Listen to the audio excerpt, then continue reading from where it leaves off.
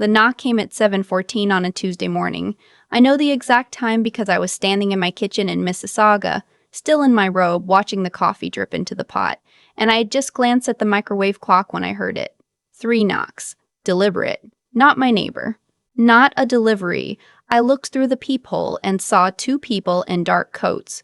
One had a lanyard. The other was writing something on a clipboard. I opened the door with the chain still on. Ms. Callahan? Yes, we're with the Ontario Ministry of Finance. We have some questions regarding a joint account held in your name. I remember the coffee. Still dripping. I remember thinking, I haven't had a joint account since my divorce 6 years ago. I let them in. My brother was always the one our mother introduced first at parties.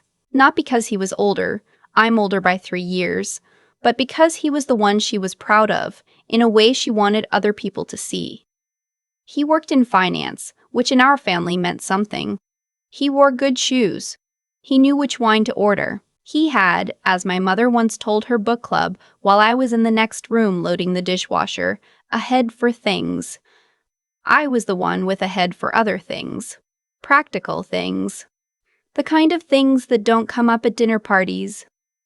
I handled the paperwork when our dad got sick. I coordinated with the palliative care team at Credit Valley Hospital, drove him to his appointments in Brampton, called the insurance company 17 times to sort out a billing error that my brother kept saying he'd look into. I set up the estate file.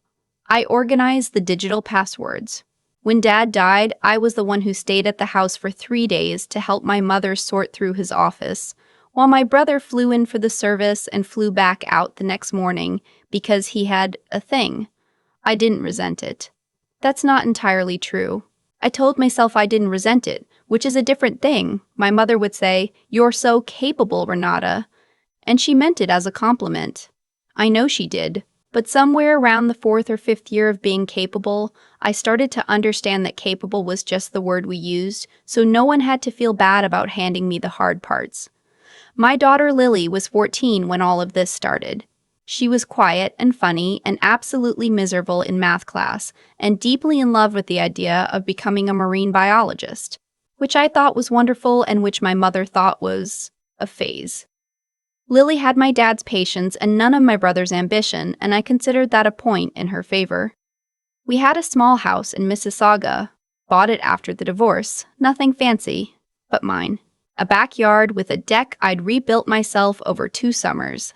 A vegetable garden that Lily tolerated and occasionally helped with. It was enough. It was ours. My brother, Callum, lived in Liberty Village in Toronto, in a condo he'd bought at the right time and would never let anyone forget.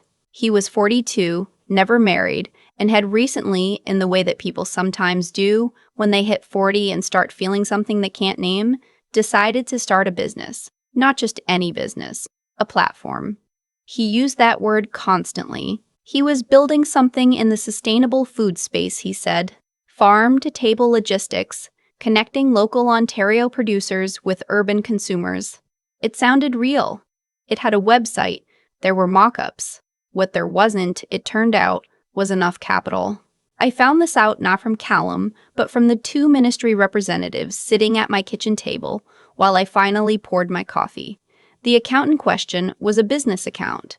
It had been opened 8 months earlier at a TD branch in downtown Toronto. It listed 2 account holders, Callum Brendan Corrigan Walsh and Renata Marie Corrigan Walsh. I had never been to that branch. I had not signed anything. I had not agreed to anything. The account had a line of credit attached to it for $80,000.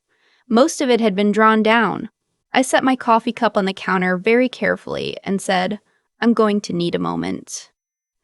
My mother called that afternoon, before I had a chance to call her. That told me everything. But I didn't fully understand it yet. "Renata," she said, and her voice had that careful quality, like she was carrying something fragile. "Your brother has made some mistakes. He forged my signature on a business account, Mom." Silence. Then, "We don't know the details yet. The Ministry of Finance knows the details. They were at my house this morning." Another silence. He was going to pay it back. There it was, he was going to pay it back. the sentence that erases the thing that happened and replaces it with a future that didn't exist yet. He was going to, as though that changes the fact that he used my name, my credit, my identity. He's in trouble, Renata. The platform isn't. She paused. It didn't work out the way he planned. Mom, he's your brother. He forged my signature. You have good credit. He just needed... I put the phone down on the counter, not hung up. Just set it down. I could hear her voice continuing from the speaker, small and tinny, and I stood there looking at my backyard through the kitchen window. The vegetable garden was just starting to come up. The tomatoes I planted with Lily the weekend before, he just needed, as though my good credit was a resource that existed to be harvested by whoever needed it. I picked the phone back up. I'll call you later, I said, and ended the call. The lawyer I found was named Patricia. Pat, she insisted, and she worked out of a small office in Oakville. She was about 60, wore reading glasses on a beaded chain, and had the particular calm of someone who had seen every possible version of family financial fraud and was no longer surprised by any of it. Forgery of a financial document is a criminal offense under the Criminal Code of Canada, she said. Identity fraud is separate. You're potentially looking at both, depending on how the Crown proceeds. Have you been in contact with your brother? No. Don't. Not without me. My mother is saying it was a mistake, that he meant to tell me. Pat looked at me over her glasses. He drew down $63,000 over 8 months. That's not a mistake. That's a decision made 63,000 times. I appreciated her for that. She told me to get a fraud alert on my credit file, both Equifax and TransUnion. She told me to go to the RCMP with the documentation the ministry had given me. She told me that even if I wanted to protect my brother, the ministry was already involved, and this was no longer entirely in my hands. What do you want to happen? She asked. It was such a simple question. I hadn't let myself ask it yet. I want my name off that account, I said. I want my credit cleared, and I want to make sure this can never happen again. And your brother? I thought about the party where I was 10 years old, and my mother told the room that Callum had won his school's public speaking competition. I thought about loading the dishwasher. I thought about 17 calls to the insurance company.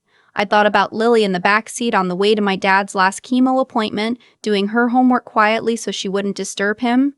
He made his choices, I said. I'm going to make mine. Callum called 3 days later.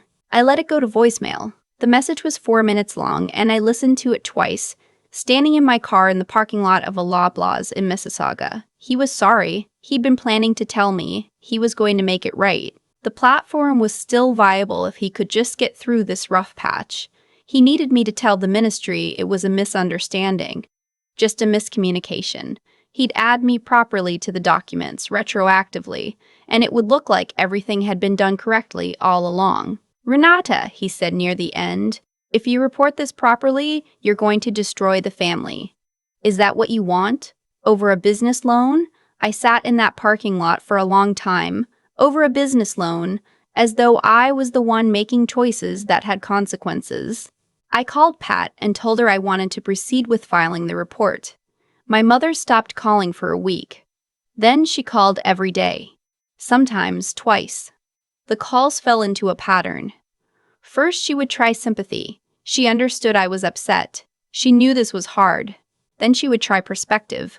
Callum was struggling. He had always struggled in ways that weren't visible. He needed support, not punishment.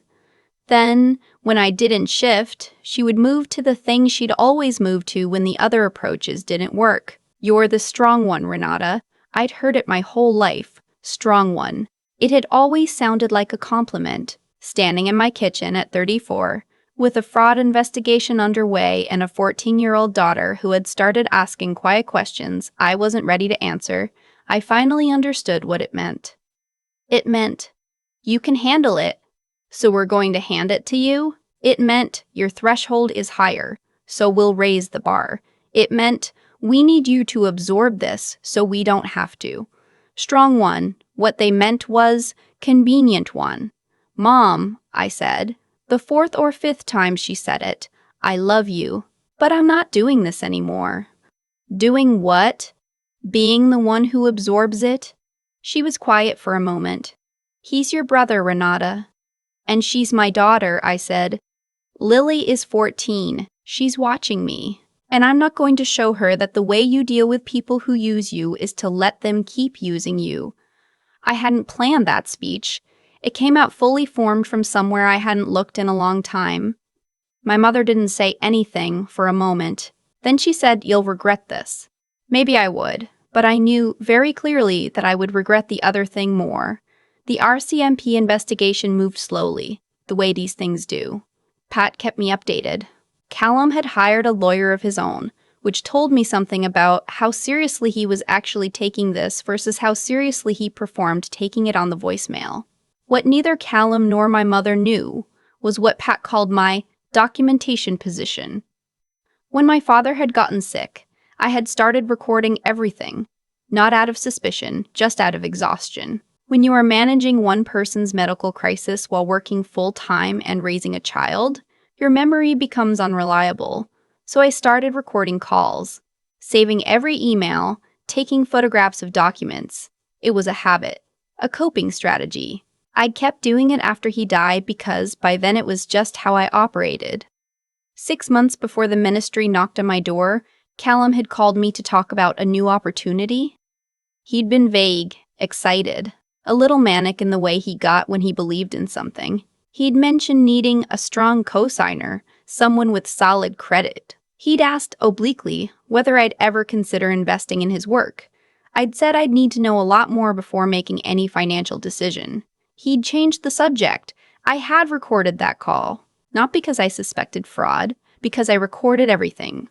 That recording established that he had never disclosed the account to me, had never asked for my consent, and had used language around strong credit and co-signer in a way that was directly relevant to what he subsequently did without my knowledge. Pat played it for me in her office, and I watched her face while she listened. "This," she said when it finished, "is very helpful." The moment I remember most clearly is not the investigation or the calls with my mother or even the day the ministry first knocked on my door. It was a Tuesday evening in September. Lily was at the kitchen table doing homework. I was paying bills online, the normal Tuesday evening kind of paying bills that you don't think about. That is just part of the texture of keeping a life running. She looked up from her textbook and said, "Mom, are we okay?" She'd been hearing things. Not details. I'd been careful. But kids hear the tone of things, the weight in the house. I looked at her across the kitchen table and I thought about what I wanted to show her. "Yes," I said. "We're okay. Something happened that isn't okay, but we're handling it, and we're okay." "Is it Uncle Callum?" I didn't answer right away. "You don't have to tell me," she said, which is the kind of thing she said, which is exactly the kind of person she was, at 14. "When you're older," I said, "I'll tell you everything. What I want you to know right now is that sometimes people we love do things that aren't right. And when that happens, you have to decide what you value more, their comfort or your integrity." She looked at me for a moment. Then she went back to her textbook. Later, when I was turning off the lights, she called from her room, "You're choosing integrity, right?" I stood in the hallway for a second. "Yeah," I said. "I am." The formal consequences took shape over the following months. Callum was charged under Section 403 of the Criminal Code, identity fraud, as well as forgery under Section 366. His lawyer negotiated. There was a plea arrangement. I was told he would face a conditional sentence, significant fines, and a period of probation.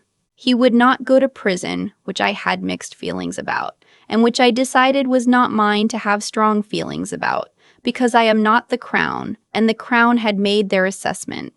The civil side was separate and more personal. Pat had filed on my behalf to have my name formally removed from the account, all credit impacts corrected, and to recover damages for the harm to my credit rating and the legal costs I had incurred.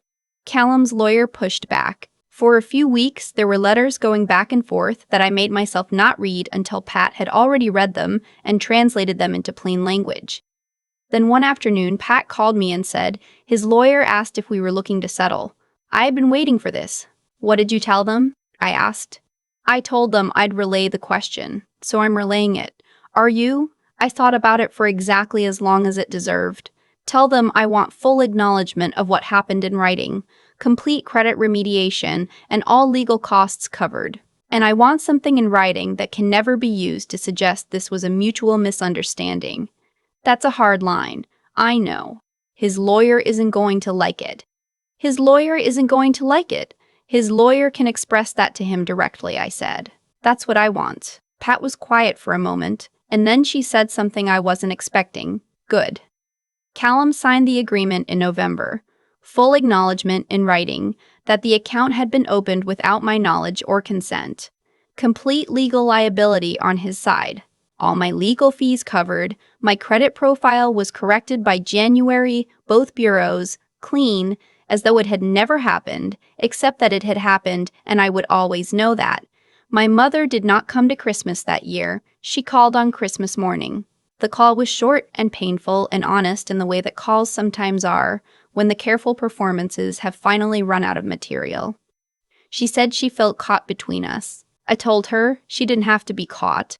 She could simply acknowledge that what Callum had done was wrong and that I had the right to respond to it. She said it wasn't that simple. I said I understood that's how it felt to her. We didn't resolve it, but we were honest with each other in a way we hadn't been in a long time. That felt, if not good, then at least real. Callum moved to Calgary sometime that spring. I heard this through a cousin, not through anyone close. He was apparently working in something else now. I hoped it was going well for him. I meant that. Distantly, the way you mean something when it no longer lives in the same room as your daily life. Lily turned 15 in March. I took her to the Royal Ontario Museum because she'd been wanting to go, and we kept not going. The way you keep not doing the things that don't feel urgent. We spent 4 hours there. We had terrible coffee from the cafe and sat on a bench in the gallery with the dinosaur fossils, and she told me about a boy in her science class who had the same favorite marine invertebrate as she did, which was apparently a very big deal. On the drive home, she said, "Mom, do you regret it? The whole thing with Uncle Callum?" I had been waiting for some version of this question. "No," I said. "Even the part with Grandma? That part is harder," I said. "But no, not even that part." She looked out the window for a moment. The highway, the gray March sky, the flat edge of the lake in the distance. "Good," she said. And then she turned back and told me more about the boy with the marine invertebrate opinions. I drove us home. The tomatoes wouldn't go in for another 6 weeks, but I had already bought the seeds. Some years you plan things in advance. Some years you just wait to see what comes up. The agreement had been signed. My name was clear. Lily was in the passenger seat talking about cephalopods with genuine intensity, and the road was straight and I was driving it, and that was enough. I still think about that parking lot in Mississauga sometimes. Sitting in my car with my phone in my lap, Callum's voicemail playing on speaker, the sound of his voice saying, "You're going to destroy the family." Like I was the one who had done something. That's the thing about being the capable one for so long. You start to believe that your job is to prevent consequences from landing on other people. You absorb, you reroute, you smooth things over and load the dishwasher and make the 17 phone calls, and somewhere along the way, you confuse that with love. I did. For years, I genuinely confused it with love. What changed wasn't a single moment. It was Lily's face across the kitchen table asking, "Are we okay?" in that careful, quiet way she has. And I realized that she was watching me. Not to see whether I was upset or afraid. She could already see that. She was watching to see what I would do, what I believed was worth standing for, whether I would choose the thing that was right or the thing that was easy. There's a kind of intelligence that doesn't come from schooling or experience. It comes from being honest with yourself about what's actually happening. I'd spent years telling myself that letting things go was gracious, that absorbing the hard parts was generous, that keeping the peace was the same as keeping the family. None of that was true. It was a story I told because the real story, that I was being used and that I was allowing it, was too uncomfortable to look at directly. When I looked at it directly, finally, everything became simpler. Not easier. Simpler. The path was clear, even when it was hard. Callum had forged my name. That was a fact. He had used my credit without my knowledge or consent. That was a fact. My mother's feelings about it did not change the facts. Her sadness was real, and I held space for it. And it did not change the facts. What I did next wasn't about anger. I want to be clear about that, because I think people sometimes expect revenge stories to be fueled by rage, and mine wasn't. It was fueled by something quieter and more durable. The understanding that if I didn't hold this line, I would be teaching Lily that the line didn't exist, that the people who love you get to cross it. That being family means absorbing whatever someone hands you and calling it loyalty. I didn't want her to learn that, so I didn't teach it. She's 15 now. She has opinions about cephalopods and a boy in her science class and a future she hasn't fully imagined yet. She watched me go through all of it. The investigation, the cold Christmas, the long months of waiting, and she didn't fall apart. Neither did I. We planted the tomatoes. We went to the museum. We drove home on the highway with the lake gray in the distance, and she talked the whole way, and I listened, and that was the whole story, really. You make choices. The choices make you. And then one day your daughter is in the passenger seat talking about things that matter to her, and you realize that the hardest thing you ever did was also, in the long run, the simplest. You told the truth, and you didn't apologize for it, and you kept going. That's enough. It was always enough.